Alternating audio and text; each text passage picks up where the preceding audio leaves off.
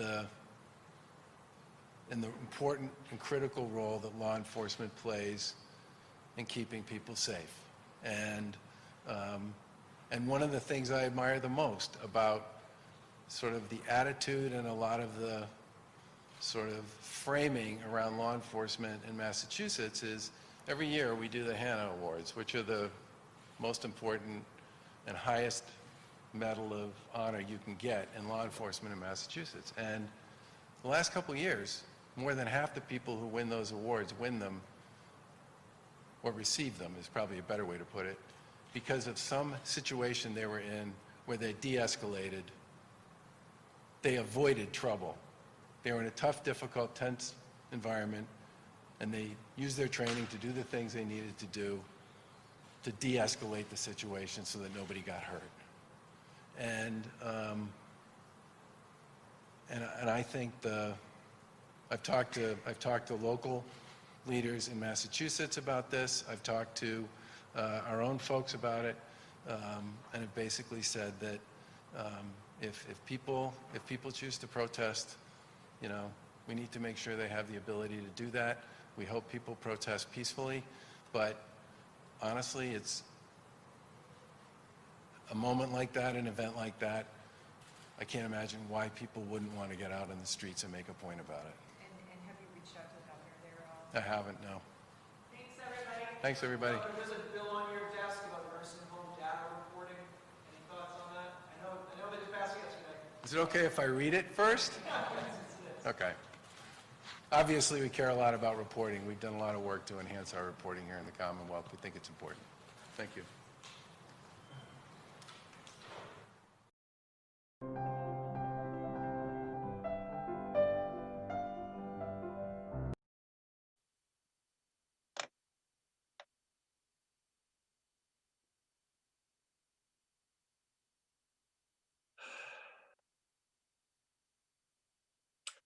Why is that, Rodney?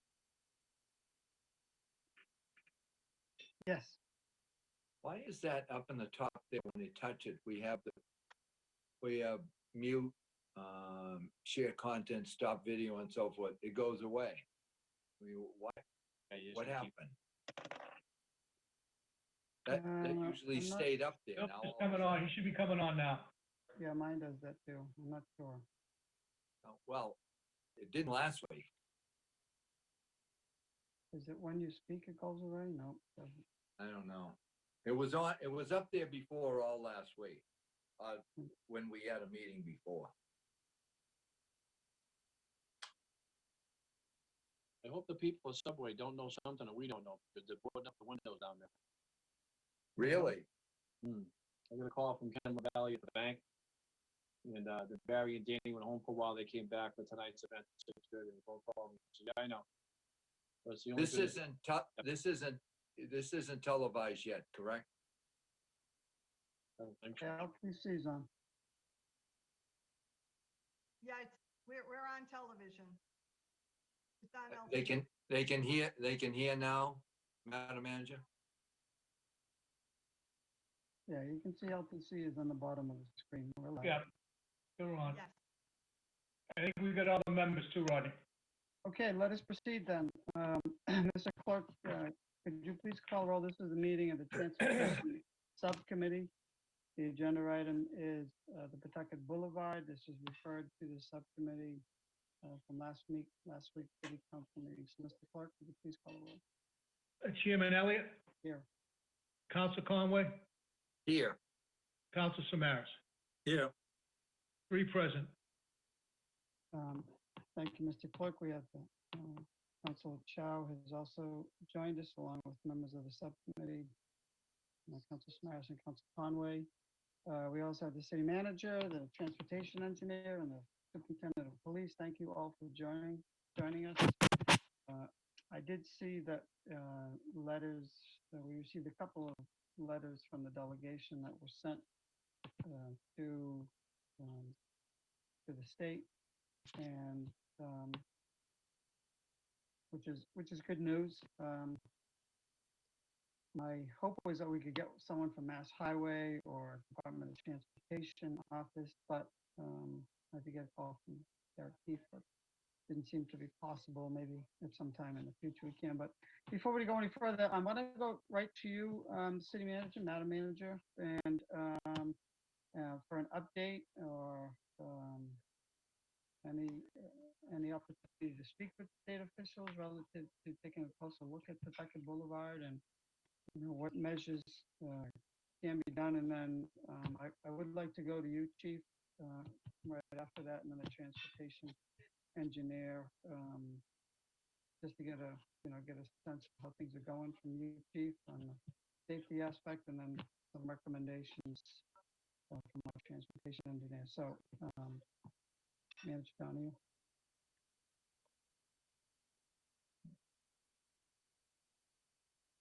Thank you. Thank you, Mr. Chairman, and to you, to the subcommittee and members of the council and the public. Let me just say that, as you said, you have a letter from the delegation. We did make contact with the delegation who has made a formal request to MassDOT, look at stretch and look at Pawtucket Boulevard to assess, to advise, and to inform as to what next steps could be. I would expect that once that work is done and once they have a report from them, we would certainly want them to come to the city to review those findings and would make that request of Mass Point. But Senator Kennedy and Representative Golden is in open did send a formal request. In the meantime, we have some information for the subcommittee, I think from the police department, the traffic ticket, what has happened over time, and hopefully the council has access to those sheets of information, if not view those. And then, of course, Natasha Hanson, our traffic engineer, kind of to the boulevard, what's happening in terms of that, and any other options that may make. Again, this state road, there may be some involvement. Will hopefully this will be discussion for the. Okay, thank you, Madam Manager. I did see in the letter from the delegation from Senator Kennedy and Representative Golden. It does outline the problems, the issues that have taken place over decades, but the letter asks for a study, and I understand, I understand at some point they'll have to study to make some permanent recommendations, but I feel in the meantime, as I mentioned before, that some more immediate step measures need to be implemented. I mean, I'm not so sure how long it's going to take. They have to conduct a study, and then, like anything else, I'm sure there has to go through a review process. I mean, that literally, I think, could take months, if not longer.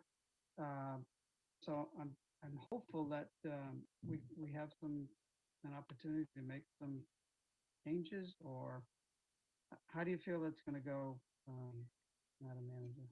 Yeah, I mean, it's hard to know whether it will be a formal study or, some initial reviews and report back. Natasha may be able to have a better idea in terms of timeliness response from MassDOT. But, I think the idea from communication from this office as well as from the delegation is, this was a tragedy. There is time being a hear from MassDOT. So I would hope that we will hear something in the nearer as far as any, whether it's short-term addressing needs to be done on a short-term basis or more long-term changing the lane. Tasha, I don't know whether you have more how long this might. Yeah, thank you, Madam Manager. Generally speaking, studies do take, at a minimum 4 to 6 months.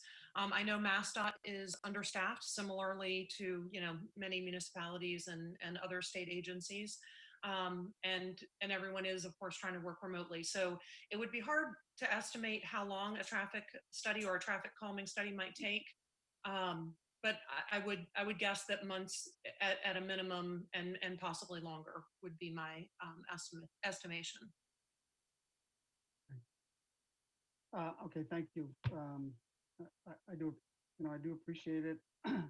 I suspect, I agree with you, Natasha. I think it's going to take, well, a lot more time than 6 months, given the circumstances. And so, in the meantime, I know the chief, you've been diligent, and your staff have been proactive in writing tickets.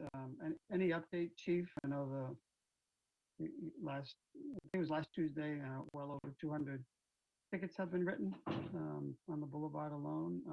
Does that trend continue? And maybe an update on, Our FS, I don't think the sheet's quite up to date because obviously they were up there today again and writing more tickets. And so as you can see from the report, hopefully you have it, that we're kind of, we control the entire boulevard. And when Council Conway brought up the STEP program, he's familiar with it. We've used it for many years across the city. We continue to. As I said last week, it's a self-funding project. Basically, we pay our officers through that grant as part of our overtime, and then we also have grant money too that we're given. But we use it all over the city. You can see it at the top right corner. All the tickets were written last year across the city. From 18,000 tickets. I mean, they're definitely out there doing it. We're 5,000 now. But if we just key on the boulevard, we patrol and do enforcement from the Dracut line to the Tingsboro line. And 2 of those intersections are on the most dangerous intersections in the state, which are Bridge and VFW and Mammoth and VFW. And there's been quite a few tickets written so far this year at 644. But since we're trying to key on that racetrack up towards Tingsboro, when you go around the corner, you can see that even as we went into the year, we did slow down a little bit in April, the 51 compared to 165 last year. But even in March, when this pandemic started, we're still, right in the area over on the left, it is actually 17 tickets, 10 more than we did last year. April slowed down to just 1. But then in May, when this accident happened, it was up to 137. So, I think it's important.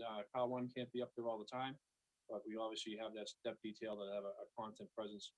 And I know that we did reach out to the state because much of that road, as we all know, is a state road. And when I come in this morning, there was a trooper actually parked in the parking lot of Brunswick talking to one of our officers who were doing a directed patrol up there for speeding. So I know the troopers been up there also. I don't have a count of what they've done. We can find out.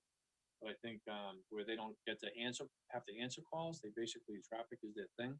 So that's a good thing for us to have them there. So if there's something happens and it's in between 2 details and car 1 has to go to the general of Westminster, which is, kind of 2 busy places up there in Pawtuckville, there'll be some police presence there.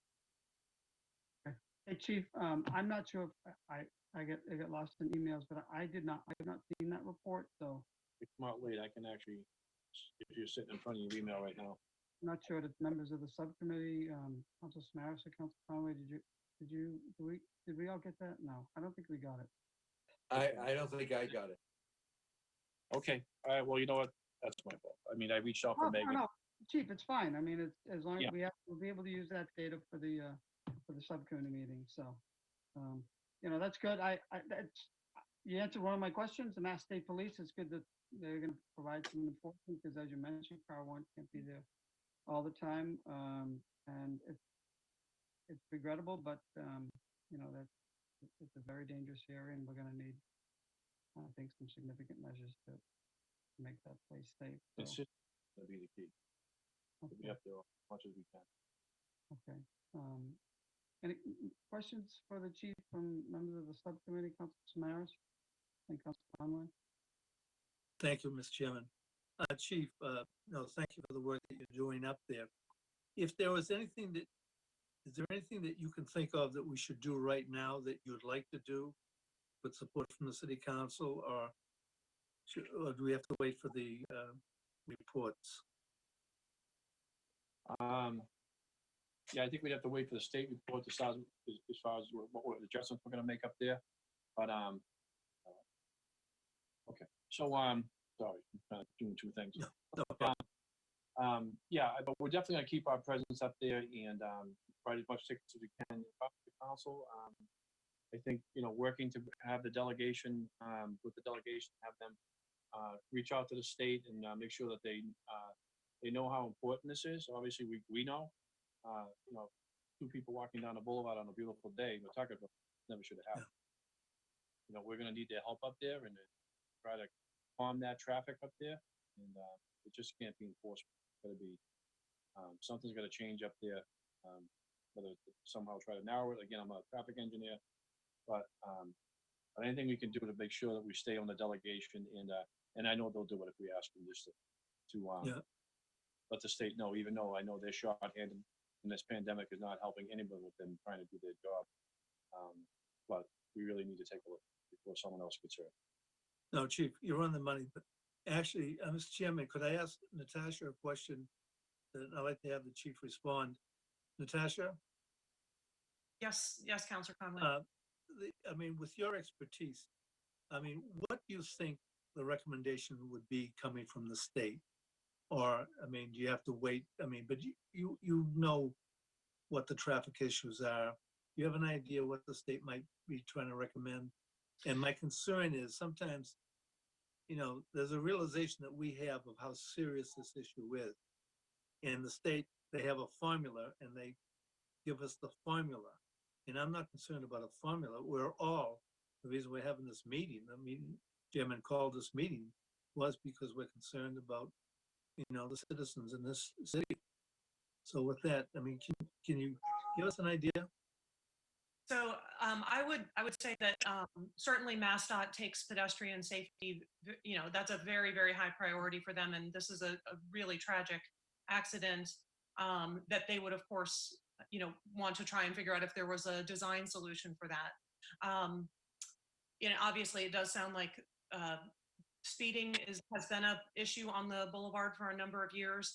I do have some data which I can talk about later, but there is a possibility that we could narrow the lane between the city and MassDOT, that narrowing the lanes or doing a road diet of form to help do some traffic calming to reduce the speeding is possible.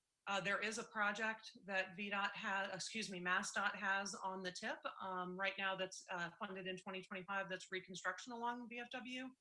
So there is a possibility that some additional design measures could be incorporated into that project. I don't know that for sure, but that's certainly something we could request.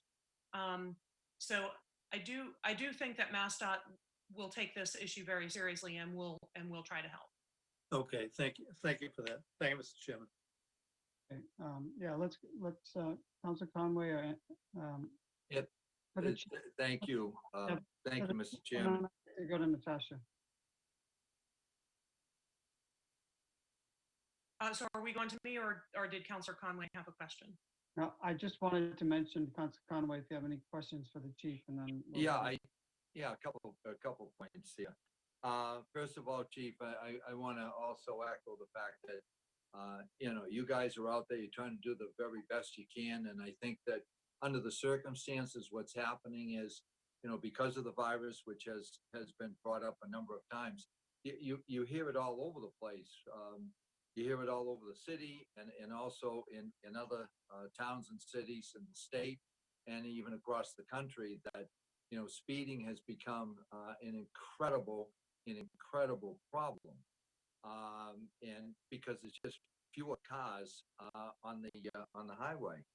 And I think that, and I'm certainly glad Councilor Elliott brought this forward because, something has to be done up there in order to try to solve that problem.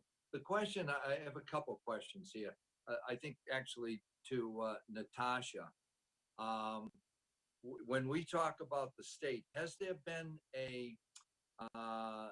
state done a report on this or a study on this area before? Do you know if that? So the state has done a number of road safety audits, which are commonly called RSAs. along VFW. As the chief mentioned, there are a number of high crash locations along VFW. So, so when they're called HSIP clusters, Highway Safety Improvement Program clusters.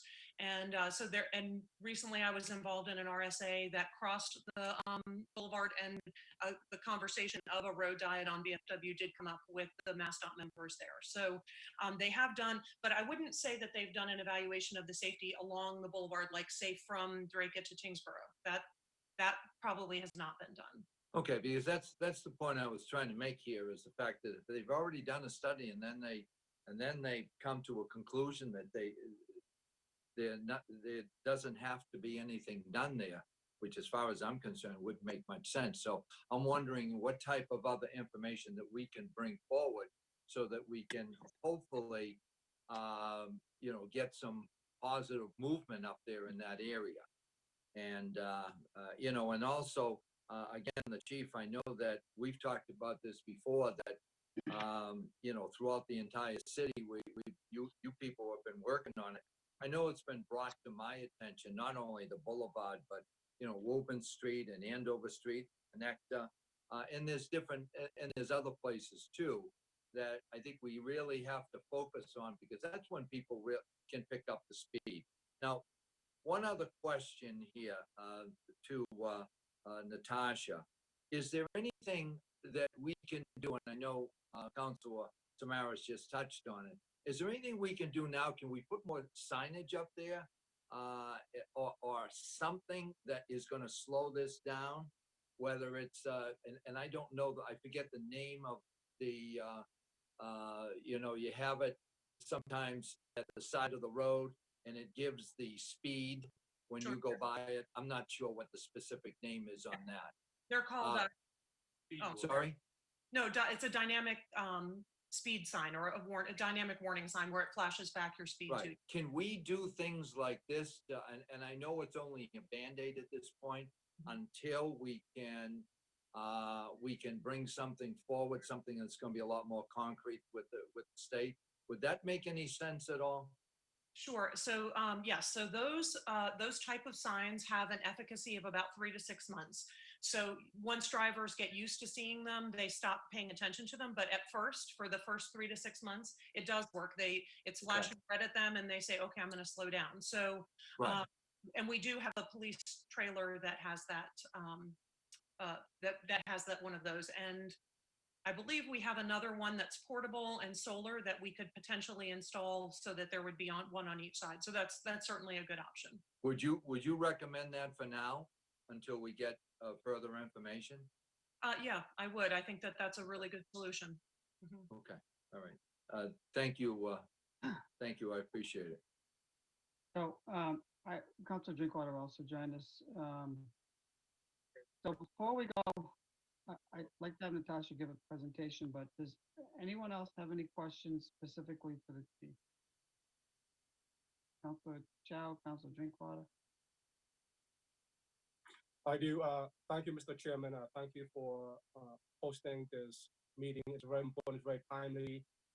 It's very important for the city, and also through you to the chief. I want to thank you for being here tonight. I know you have a lot on your plates.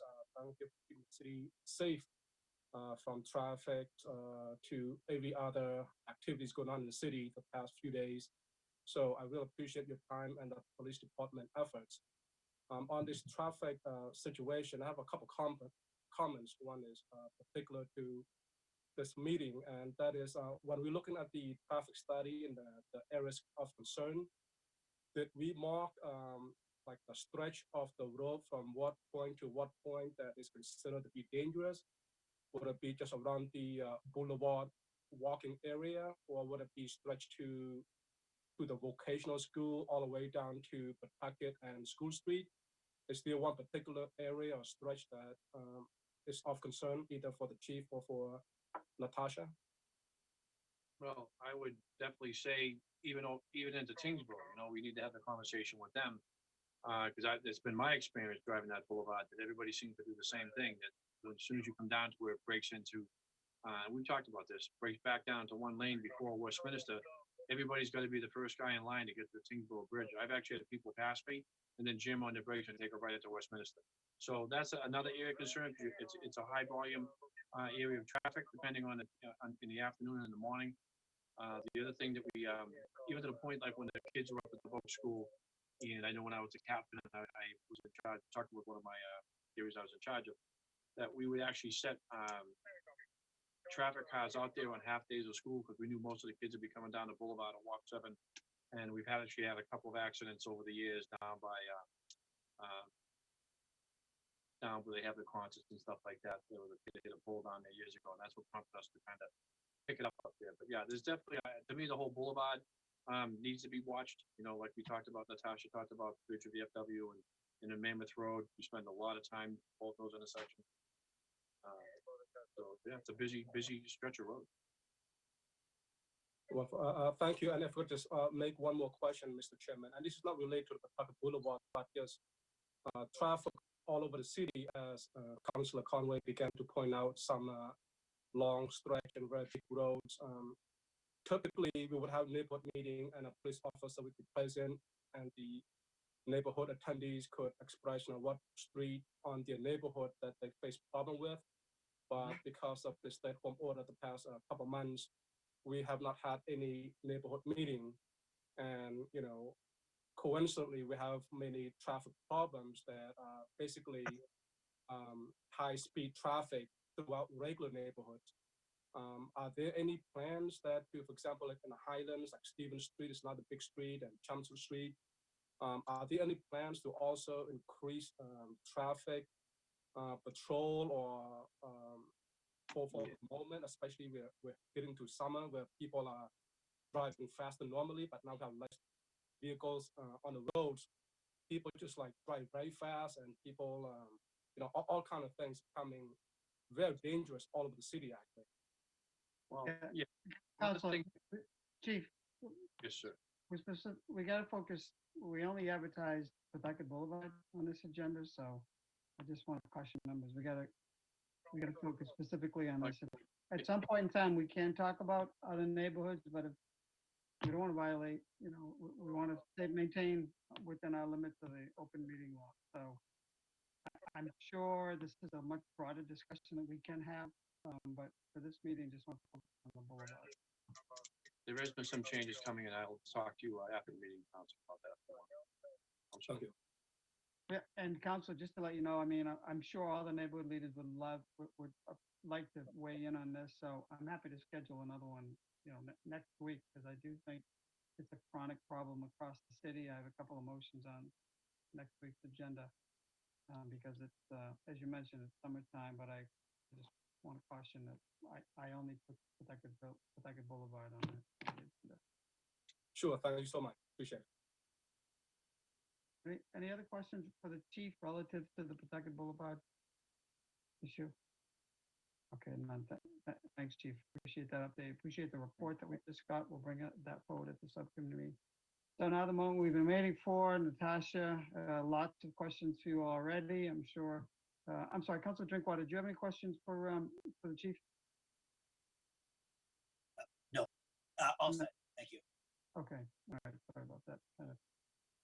Keep the protocol here. So, Natasha, with that, I have many questions for you, but some of them have already been asked about what temporary measures we can take, and in my opinion, we must take.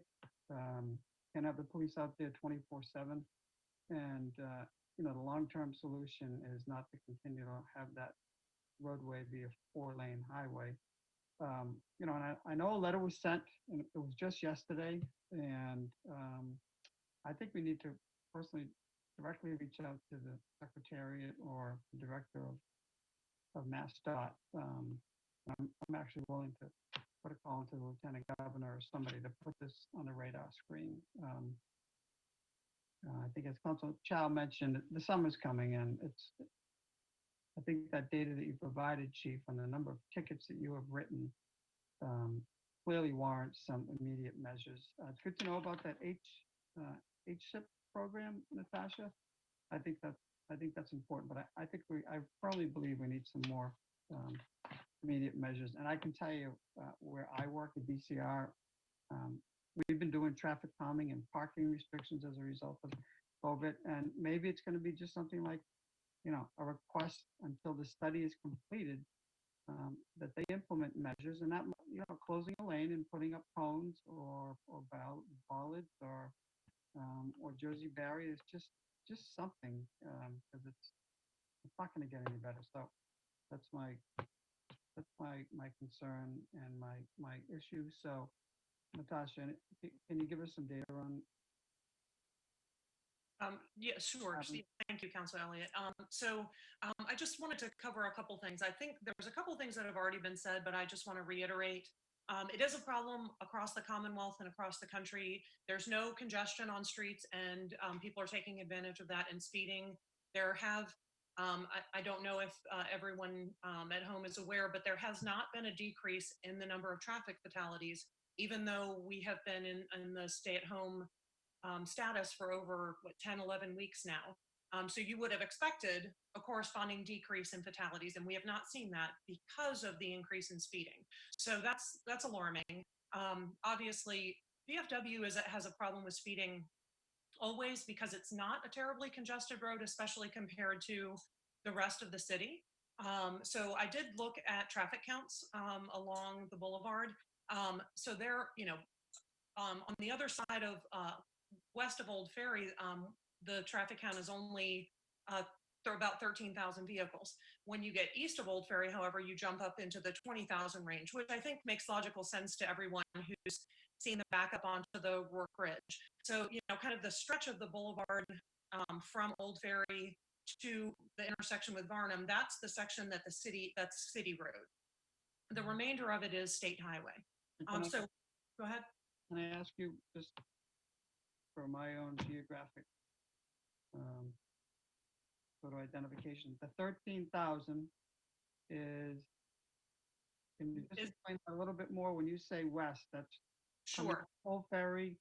So if you're coming from Tingsboro on the boulevard before you get to Old Ferry, the vehicles per day is 13,000. When you get past Old Ferry, it's closer to 22,000. And then as you head up toward Mammoth, it's like 26,000. So basically, as you're moving toward downtown and toward the bridges that get people across the river, there's a higher volume of traffic.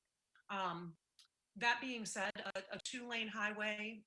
Can I ask you another question? Is that vehicle traffic in both directions? Yes. Mm-hmm. Yeah. So whenever you have vehicles per day, it's the total traffic in both directions on the road. At that point, they've put a tube across the road and measured it for both directions. Mm-hmm. Okay.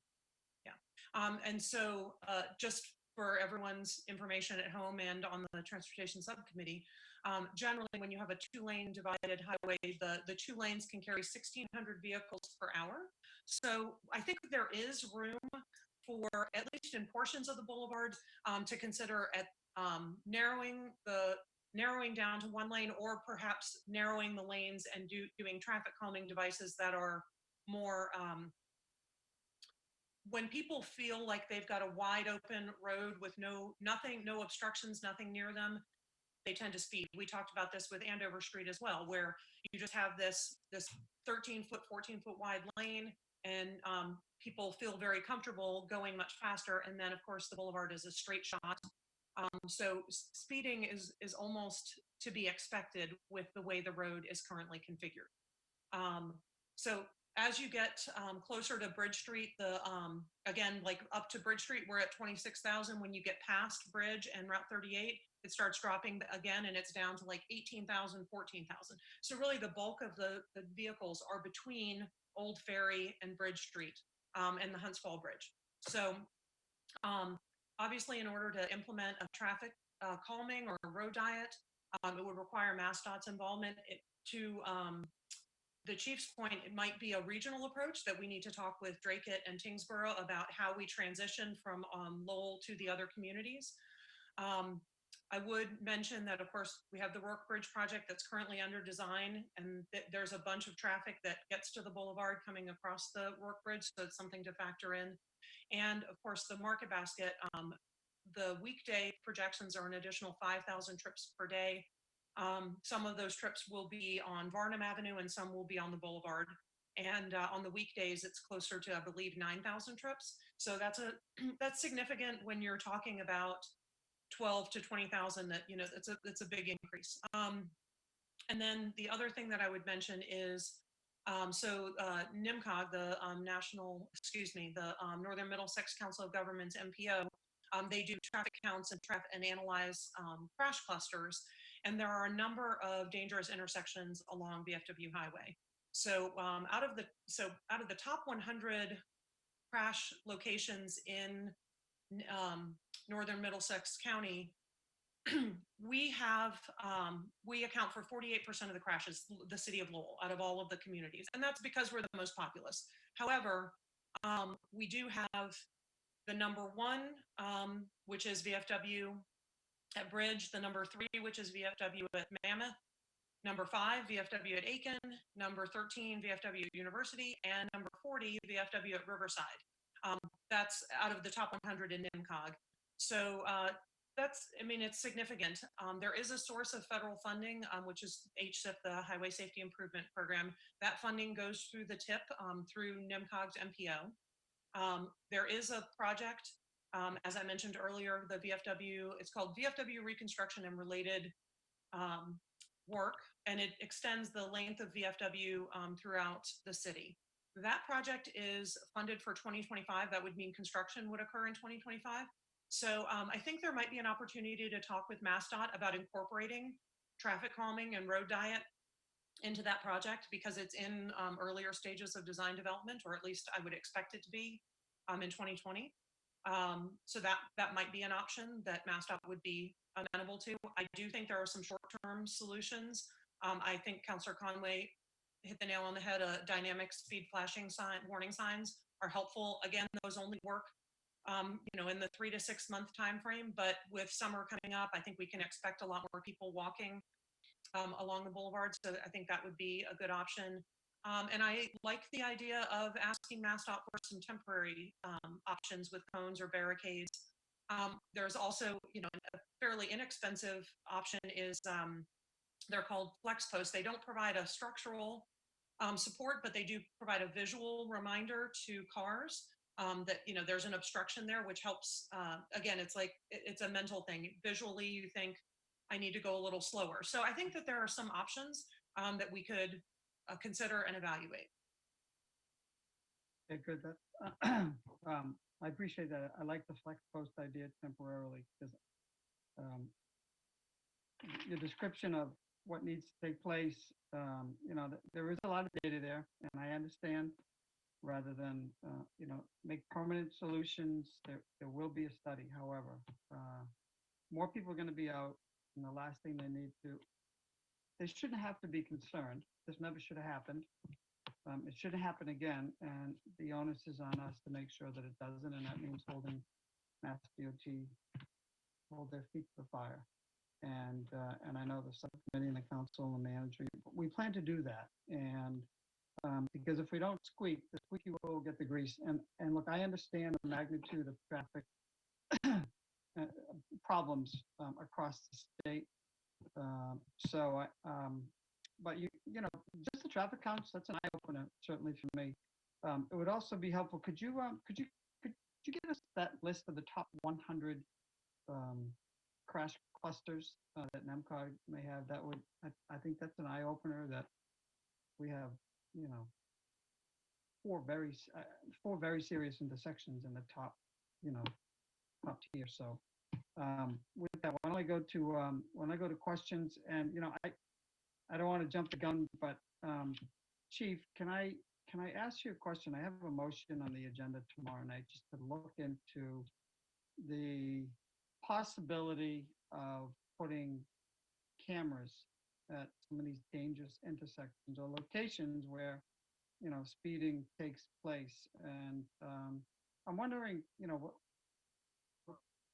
I don't put you on the spot, but I'm wondering let me just ask the effective, if you can give us some idea of the effectiveness of these cameras, because as you mentioned in your presentation, it's impossible for us to keep police that constantly. But you know, I do know that there are cities across the country and the state that are starting to use these cameras.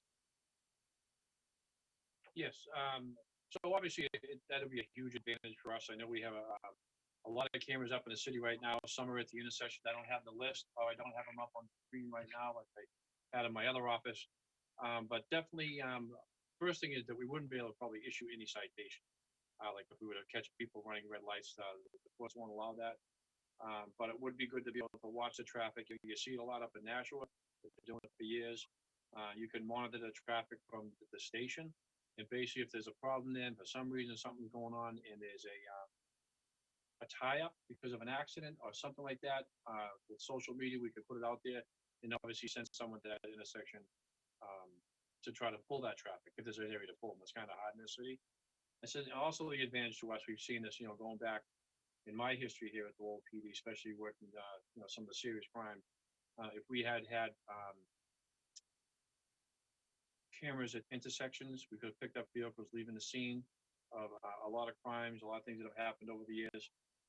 It's always been kind of on our wish list, but again, I don't know where we are as far as our funding. I think that we might have spent most of what was given to us, but I will definitely look into that, and I will reach out and let you know where we are with that. With the pandemic, it's kind of been hard.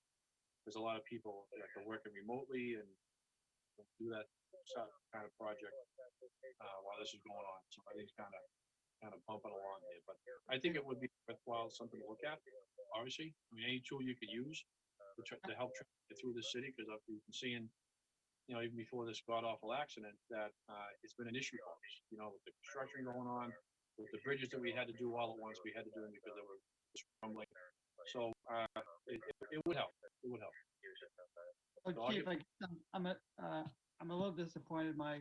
And I did not know that court did not allow citations to be issued as a result. That was sort of my expectations, that they're on film, you have radar, you have, let's use technology to supplement the officers that are needed elsewhere.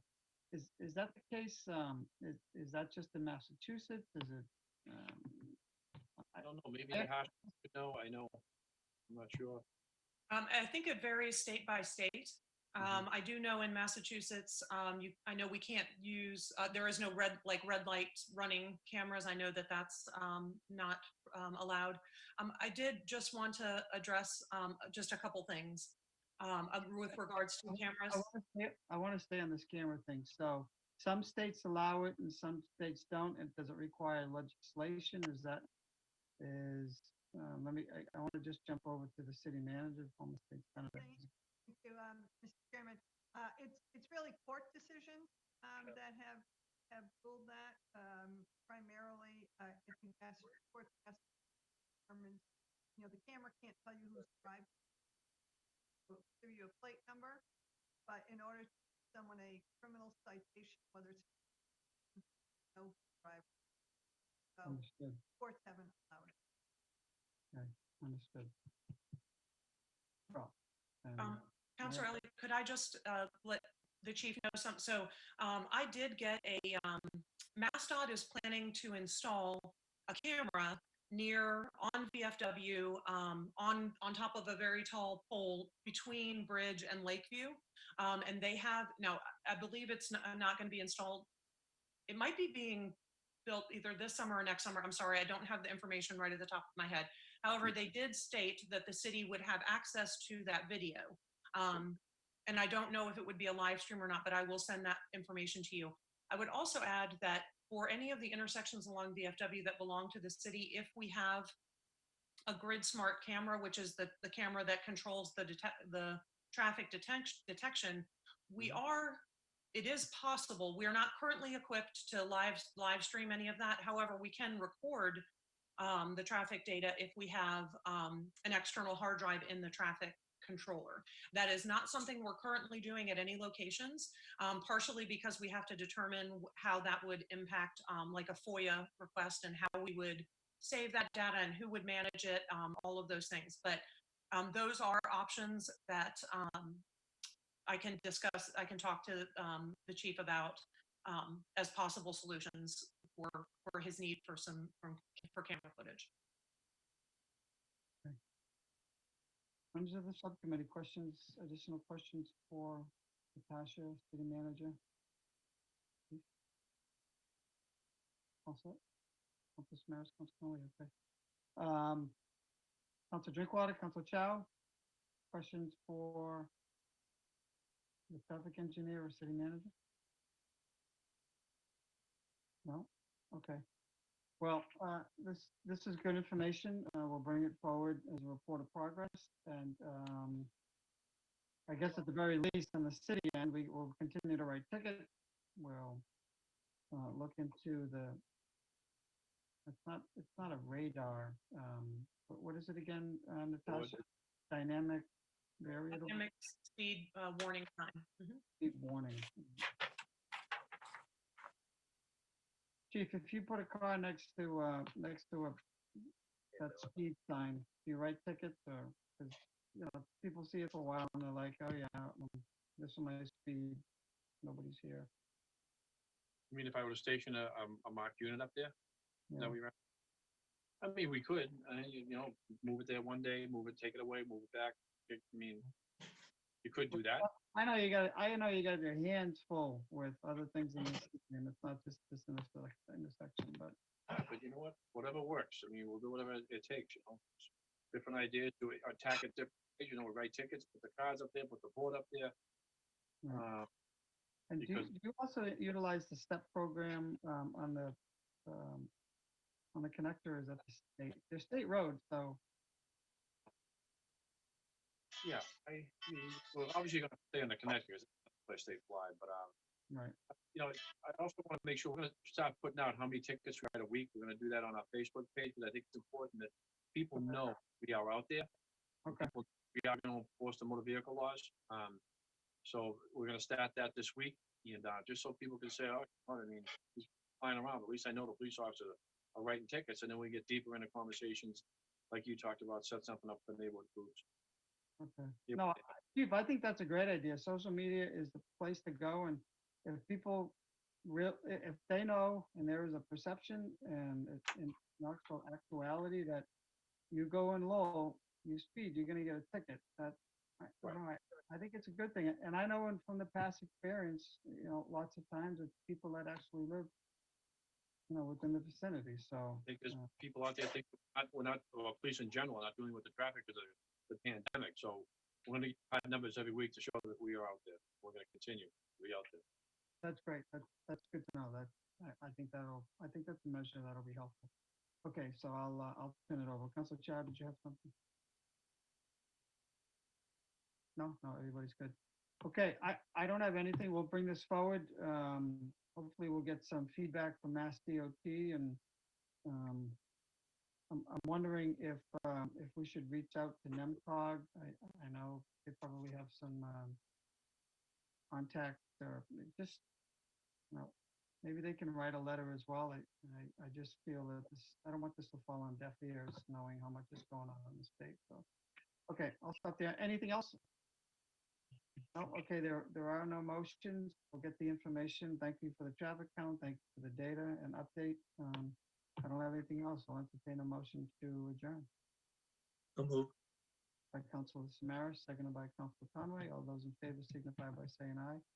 Any opposed? That motion carries. This meeting stands adjourned. Thank you very Thank you. much.